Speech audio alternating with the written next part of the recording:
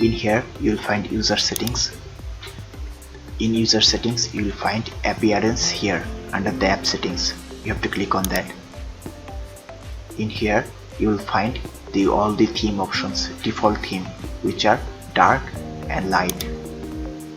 You can also customize it with like dark sidebar.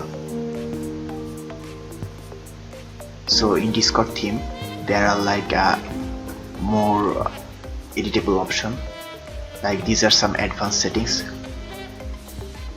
You can like increase or decrease them to increase font and space between messages and zoom levels, and you can like select the message type as well. So in here you will see the overall theme of Discord changing. So you can make it also sync with computer.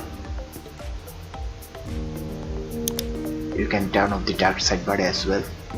If you want to further customize Discord appearance or Discord wallpaper or background, then watch our video on it, where I explained everything about how you can change your Discord with better themes.